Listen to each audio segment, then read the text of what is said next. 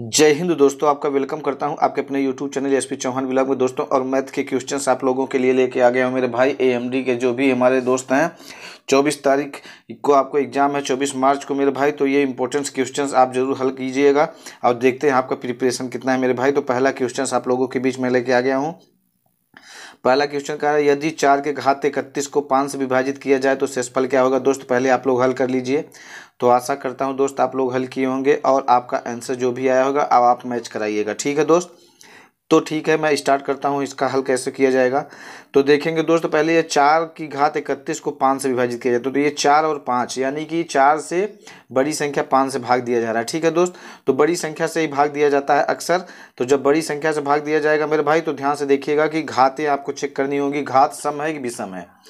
तो मुझे दिख रहा है दोस्त 31 घात है जो एक विषम संख्या है। जब विषम संख्या रहती है दोस्त, जिसके ऊपर घात होता है वही शेषफल हो जाता है, वही शेषफल हो जाता है। ठीक है, यदि सम होता 4 के घात यहाँ पे मान लीजिए सम संख्या यानी 30 हो जाता तो इसका आंसर मेरे भाई 1 हो जाता। ठीक है दोस्त, सम यदि घात रहेगा तो आपका जो है सम पे 1 हो जाएगा आंसर, और विषम यदि घात रहेगा दोस्त तो जिसके ऊपर घात रहेगा वही आंसर हो जाएगा।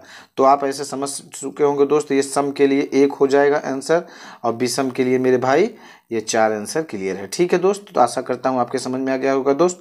फिर अब सेकंड क्वेश्चन की तरफ हम लोग चलते हैं मेरे भाई। तो सेकंड क्वेश्चन में दिया है 122 की घात 173 के गुणनफल में एकक अंक क्या है, यानी इकाई अंक क्या है। तो इकाई अंक में आप देखते हैं दोस्त, जो घात होता है उसमें 4 का भाग लगाते हैं मेरे भाई। तो ये 173 घात है, इसमें 4 का भाग लगाएंगे तो 4 चौके हो जाएगा 16 मेरे भाई। आप देख सकते हैं तो ये हो जाएगा 4 तो यहीं बाहर है तो बचेगा शेषफल 1। तो जो शेषफल बचता है वहीं इकाई के अंक पे घात लगा देते हैं। तो यहाँ इकाई का अंक मेरे भाई 2 है, आप देख पा रहे हैं मेरे भाई, और इसके ऊपर घात शेषफल 1 आया था, घात लगाएंगे तो 2 1 कम 2, तो 2 ही हमारा क्या हो जाएगा मेरे भाई, ये इकाई का अंक हो जाएगा।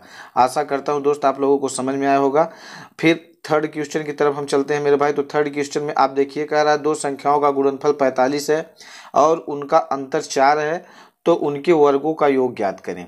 तो ऐसे में दोस्त आपको पता करना पड़ेगा कि कौन सी दो संख्याएं ऐसी हैं कि जिनका मल्टीप्लाई करने पर 45 आ रहा है। तो आप ऐसे ही अपने मन में देखिए दोस्तों, तो आपको देख लीजिए 9 है और 5 है, तो इसका मल्टीप्लाई कराएंगे तो कितना आ जाएगा दोस्त, 45 आ जाएगा, 9 बचे 45। और इसका अंतर भी देखेंगे तो 9 में से 5 जाएगा तो कितना आ जाएगा मेरे भाई, 4 आ जाएगा। अब ये हमारी हमको संख्या मिल गई है। अब हम देखेंगे तो इनके वर्गों का योग पूछा है, तो 9 9 का मेरे भाई 81 हो जाएगा। और फिर एक संख्या और क्या थी आपको दोस्त, 5 थी, तो ये हो जाएगा 25। अब इसका जब योग करेंगे मेरे भाई तो योग करने पर ये हो जाएगा 5 और 1 6, और ये हो जाएगा कितना, 8 2 10। आप देख सकते हैं मेरे भाई, तो 106 जो इसका आंसर हो जाएगा, योग 106 आ जाएगा। तो आशा करता हूँ तीसरा आंसर भी आप लोग समझ में आ गया होगा दोस्त। अब ऐसे ही हम फोर्थ क्वेश्चन की तरफ चलेंगे मेरे भाई। तो फोर्थ क्वेश्चन कह रहा है 3 घंटियाँ एक साथ 11 बजे प्रातः बजती हैं, वे तीनों क्रमशः आप लोगों को दिख रहा होगा मेरे भाई 20 मिनट 30 मिनट और 40 मिनट के अंतराल पर बजती रहती हैं, तो दोबारा एक साथ कब बजेंगी। तो ऐसे क्वेश्चंस में दोस्त आप लोगों को पता है मेरे भाई, तो आप लोगों को क्या करना पड़ता है, आप लोगों को एलसीएम निकालना पड़ता है। तो एलसीएम आप लोग निकाल लीजिए मेरे भाई, किसका निकालेंगे, 20 का और 30 का और 40 का। इसका जब आप एलसीएम मेरे भाई निकालेंगे तो टोटल आपका निकल के आएगा 120, और ये आपका क्या रहेगा, मिनट रहेगा मेरे भाई। इसको घंटे में बदल लीजिए, जब घंटे में आप बदलेंगे 60 से भाग लगाएंगे तो 6 दूना 12 यानी 2 घंटे। तो 2 घंटे बाद ये दोस्त आपका बजेगा। तो 11 बजे ये बजता ही था मेरे भाई, तो 11 में 2 जोड़ देंगे तो 11 2 13, 13 का मतलब होता है मेरे भाई 1 बजे। तो कितने बार बजेगी घंटी, एक साथ 1 बजे। ठीक है दोस्त, आशा करता हूँ आप लोगों को समझ में आएगा ये 4 क्वेश्चंस मेरे भाई। अब मैं इसके बाद अगला क्वेश्चन में 5वें नंबर क्वेश्चन में पहुँचता हूँ मेरे भाई। तो 5वें नंबर क्वेश्चन की तरफ मैं चलता हूँ। तो 5वां नंबर का क्वेश्चन जो है मेरे भाई उसको मैं ओपन करता हूं दोस्त। तो यहाँ से मैं ओपन कर पाता हूं आप लोगों के सामने।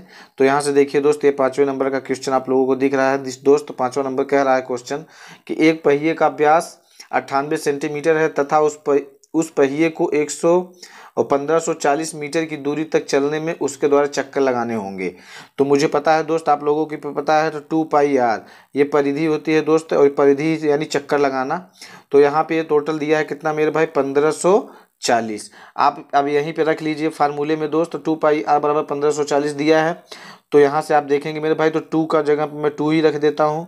ठीक है मेरे भाई।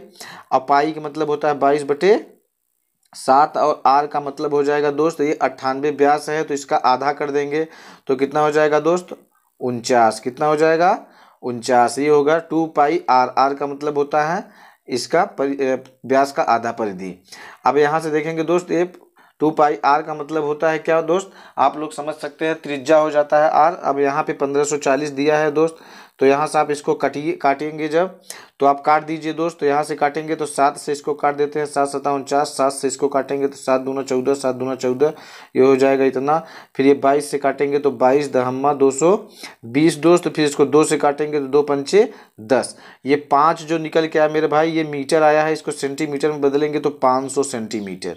तो यानी कि दोस्त इसको चक्कर लगाने होंगे कितने 500 सेंटीमीटर, यानी 500 बार चक्कर लगाने पड़ेंगे। ठीक है दोस्त, आशा करता हूँ आप लोगों को समझ में आया होगा दोस्त। अब छठे नंबर के क्वेश्चन की तरफ मैं चलता हूँ। तो छठे नंबर का जो क्वेश्चन दोस्त वो कह रहा है एक परिवार की आय एवं व्यय का अनुपात 10:7 यानी कि 10:7 है। यदि उस परिवार का व्यय 10,500 है तो उसकी बचत कितनी है। तो आप ऐसे ही देखिए मेरे भाई, तो 10,500 ध्यान से समझिएगा मेरे दोस्त। 10,500 जो दिया है दोस्त ये क्या है व्यय, व्यय का वैल्यू यहाँ कितना है 7। आप समझ पा रहे होंगे दोस्त, क्योंकि आय एवं व्यय का अनुपात यहाँ पे दिया है तो व्यय का बराबर इतना हो गया।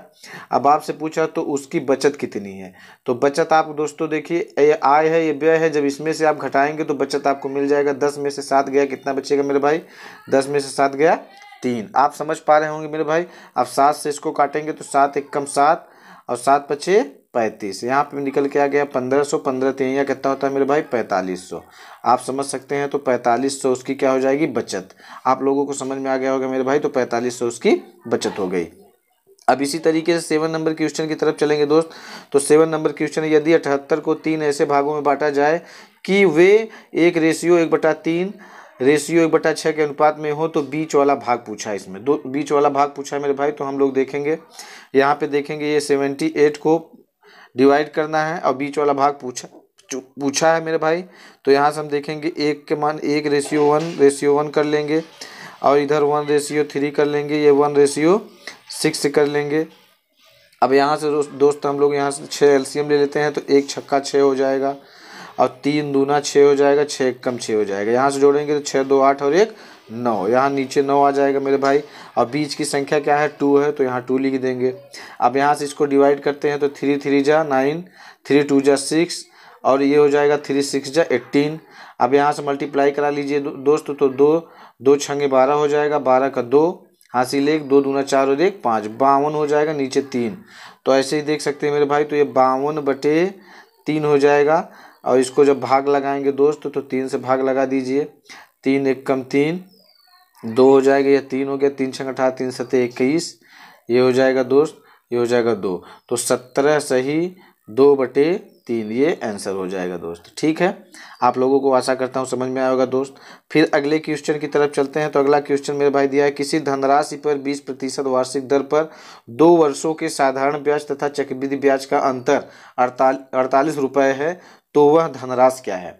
इसमें दोस्त धनराशि पूछा है, तो इसका फार्मूला होता है दोस्त अंतर, ध्यान से नोट कर लीजिएगा मेरे भाई। अंतर बराबर यहाँ पे आपका दोस्त यानी कि यहाँ पे आपका PR² होता है मेरे भाई, PR² 100 का स्क्वायर। ठीक है दोस्त, तो ये फार्मूला है।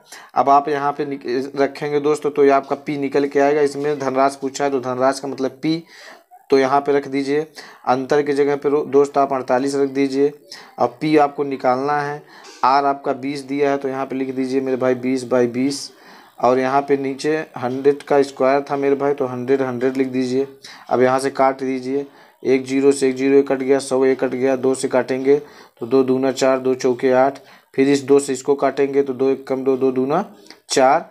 अब ये 1200 का 100 में मल्टीप्लाई कराएंगे दोस्तों, तो 1200 धनराशि निकल के आपके सामने आ जाएगी। ठीक है दोस्त, आशा करता हूँ आप लोगों को समझ में आया होगा दोस्त। यदि ये समझ में आया है, आप लोगों को अच्छा लगा है दोस्तों, तो वीडियो को लाइक ज़रूर करेंगे और चैनल को यदि आपने सब्सक्राइब नहीं किया दोस्तों सब्सक्राइब कर लेंगे। ऐसे ही मैं मैथमेटिकल क्वेश्चंस और GK GS के क्वेश्चन आप लोगों के लिए लेके आता रहता हूँ दोस्त।